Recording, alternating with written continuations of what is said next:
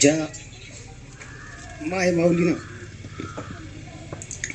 शिक्षणाची क्रांतिज्योत पेटवली आणि महिलांसाठी, या मुलींसाठी शाळेची दारं खुली केली, अशा क्रांतिज्योती सावित्रीबाई फुले. आणि खरं तर आज ज्यांची जयंती आहे असे रयत शिक्षण संस्थेचे संस्थापक कर्मवीर डॉक्टर कर्मवीर भाऊराव पाटील यांच्याही स्मृतीस या ठिकाणी मी विनम्र अभिवादन करतो. आणि माझ्या या ठिकाणी मंचावर स्थानापन्न माझ्या शाळेचे मुख्याध्यापक आदरणीय पी जी देशपांडे सर या ठिकाणी मंचावर उपस्थित, आजचे आपल्या कार्यक्रमाचे पाहुणे म्हणून नायवळ सरही आलेले आहेत. तसेच उपस्थित माजी सभापती सकारामजी शिंदे, माजी सरपंच हनुमंतराव कोले, सेवा सहकारी सोसायटीचे चेअरमन बबनरावजी शिंदे, या ठिकाणी कृषी उत्पन्न बाजार समितीचे माजी सुभाषबाब पारडे आहेत. तसेच शाळा व्यवस्थापन समितीचे माजी अध्यक्ष विक्रम परंजवे आणि आपल्या सध्याचे, ज्यांनी की या शाळा व्यवस्थापन समितीची हॅट्रिक मारली, असे रामेश्वरजी शिंदे, उपाध्यक्ष बाबा नवगरे, या ठिकाणी आजी माजी सदस्य, ग्रामपंचायत सदस्य सत्यनारायणजी आरडे, सर्वच या ठिकाणी उपस्थित आहेत. तसेच माता भगिनी सुद्धा या ठिकाणी आलेल्या आहेत. तसेच आलेले नवीन सर्व शिक्षक आणि माझ्या प्रिय विद्यार्थी मित्र. खरं तर आपल्या सर्वांना माहीतच आहे की या ठिकाणी 12 वर्षाचं एक टप पूर्ण झालेला आहे. आणि हा एवढा समुदाय पाहता असं वाटतंय मला की तपपूर्ती सोहळाच आहे आज माझं. तर 21/5/2013 या शाळेवर मी रुजू झालो आणि 12 वर्षानंतर आज या शाळेतून निरोप घेतो मी आपल्या सर्वांसमोर. शाळेला येण्याची ओढ अगदी लगबगीनं आम्ही घाई करायचो. माझे सहकारी भारत राऊत सर यायचे, पटकन आवरून शाळेकडे येण्याची ओढ असायची. परंतु का कोणास ठाऊक आज हा निरोपाचा जो कार्यक्रम होता, पाय जड झाली होती इकडे यायला सुद्धा, कारण इथून परत जायचं होतं आज, ते परत न येण्यासाठी. त्याच्यामुळं खरं तर मी आज गोंधळून गेलो होतो.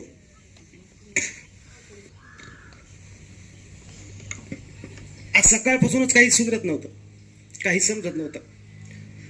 पॉकेट पण घरीच विसरलं, रुमाल पण घरीच विसरला, म्हणजे ऍक्च्युली काही समजत नव्हतं आज.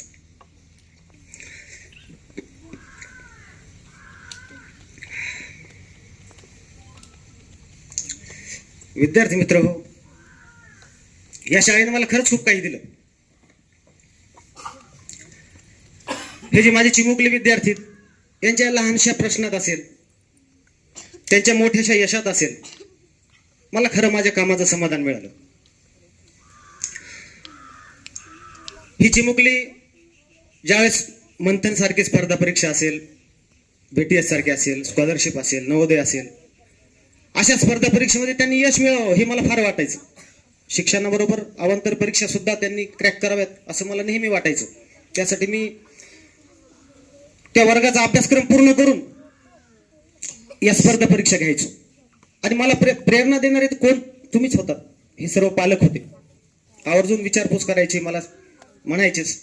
आणि मलाही समजायचं की खरंच गोरगरिबांची मुलं बाहेर जर शिकायला टाकले तर 30-35 हजार 40 हजार रुपये खर्च येतो. पालकांना भेटायला जायचं यायचं, त्यांचा तो खर्च वेगळाच. पाहिला मी परभणीला, इतर ठिकाणी टाकून. मग ज्यांच्याकडे पैसा नाही त्यांनी काय करायचं?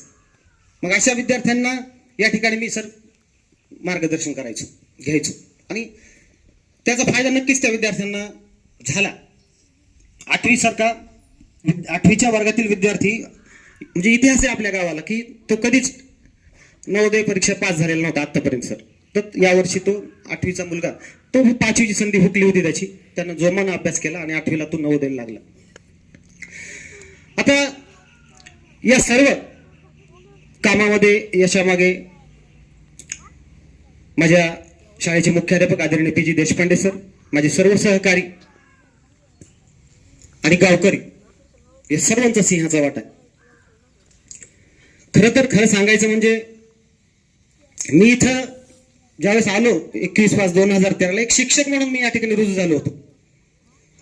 एक शिक्षक म्हणून या ठिकाणी माझं काम फक्त शिकवण्याचं होतं, परंतु त्याच्याही पलीकडे जाऊन या गावकऱ्यांनी मला दिलेलं प्रेम, मला दिलेली आपुलकी, मला दिलेला जिव्हाळा आणि नात्याचा खजिना, अनमोल असा नात्याचा खजिना मी कधीच विसरणार नाही.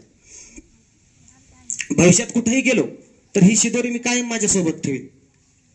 दुसरी गोष्ट, इथं काम करत असताना मुख्याध्यापकांचं मला वेळोवेळी मार्गदर्शन मिळालं आणि त्याच्यासोबत हे जे माझे सहकारी आहेत या सहकाऱ्यांची साथ मिळाली मला. आणि ही साथ फक्त शाळेपुरती मर्यादित नव्हती, तर माझ्या सुखदुःखात सुद्धा त्यांनी मला कायम साथ दिली. आणि खरं सांगायचं म्हणजे त्यांच्याशिवाय आपल्या शाळेचं नाव यशशिखरावर घेऊन जाणं इतकं सोपं नव्हतं. हा फार खडतर प्रवास होता, हा फार कठीण प्रवास आहे. आपण पाहता की किती मोठी स्पर्धा आहे. आताच राठोड सरांनी सांगितलं की एका मार्कावरून सुद्धा जातो. काय आता तर असं आहे की पॉइंट वरून जाते यश.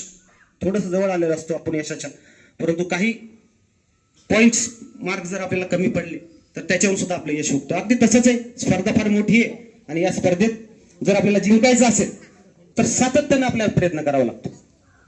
सरांनी सांगितल्या पद्धतीनं एक पुस्तक चालून जमत नाही, 4-2 पुस्तकाचा आपल्याला संदर्भ घ्यावा लागतो. अगदी तसंच आहे शाळेत सुद्धा तसंच आहे. मुलांना घडवायचं असेल, मुलांना शिकवायचं असेल तर शिक्षकाला चौकोनी चिऱ्यासारखं राहावं लागतं. सगळ्या गोष्टीचा अभ्यास करावा लागतो, सगळ्या गोष्टी त्याला आल्या पाहिजेत, त्या जमल्या पाहिजेत आणि विद्यार्थ्यांनी सुद्धा साथ दिली पाहिजे, तेव्हा कुठं ते यशस्वी होतात. अगदी त्या पद्धतीनं माझ्या सहकार्याने मला वेळोवेळी सहकार्य केलं. प्रत्येकाला प्रत्येक गोष्ट जमत नसते, लक्षात घ्या. आणि प्रत्येक जण असं त्याचं व्यक्तिमत्व वेगळं असते. कुणाला काहीतरी हे जमल, कुणाला ते जमल, कुणाला ते जमल. अगदी त्या पद्धतीनं या शाळेमध्ये असे शिक्षक होते सगळे की प्रत्येकाचा असा वेगळा एक काहीतरी अँगल होता, त्याच्यात त्यांनी प्रावीण्य मिळवलेलं होतं. आणि म्हणून त्याचा फायदा आमचे मुख्याध्यापक आदरणीय पी.जी. देशपांडे सरांनी करून घेतला. हातोटी ओळखली त्यांनी, कुणाला काय जमते, अगदी त्या पद्धतीने त्यांनी कामं करून घेतली. आणि तेव्हा कुठे या शाळेचं नाव आपल्या तालुक्यात नव्हे, जिल्ह्यात नव्हे, राज्यात गेलेलं आहे आपल्या शाळेचं नाव. तुम्ही पाहता की सोशल मीडियावर, फेसबुकला असेल, व्हॉट्सअपला असेल, की प्रत्येक उपक्रमाची दखल आपण ते सोशल मीडियावर टाकत असतो. प्रत्येक जण पाहतो, आवडीनं लाईक करतो. आणि त्यामुळे ही राज्यामध्ये आपली शाळा गेलेली आहे. जास्त नाही सांगत, पण कोल्हापूरहून आणि नागपूरहून मला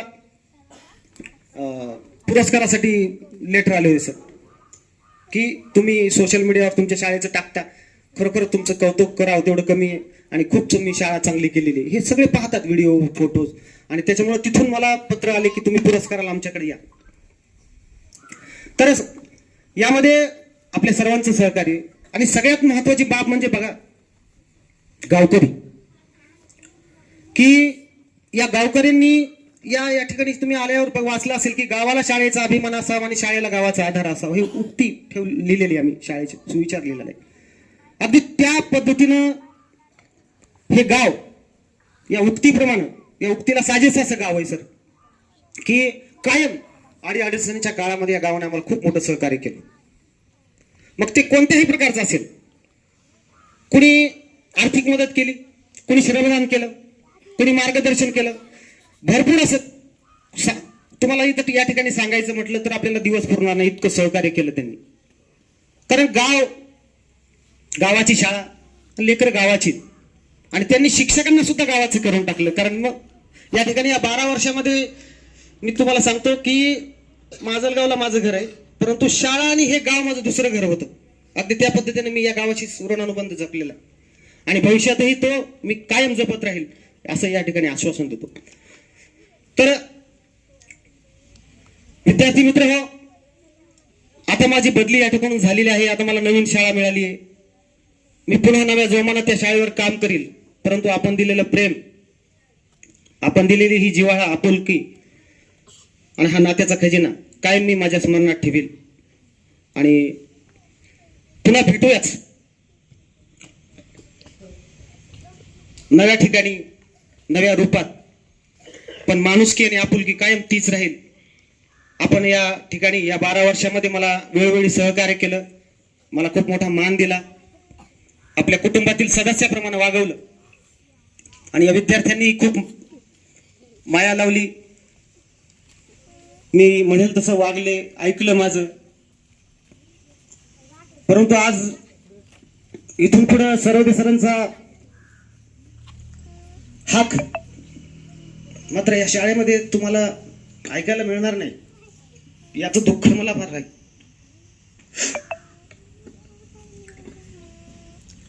आजवरच्या या प्रवासाबद्दल आपल्या सर्वांचं मनापासून आभार मानतो आणि थांबतो. धन्यवाद.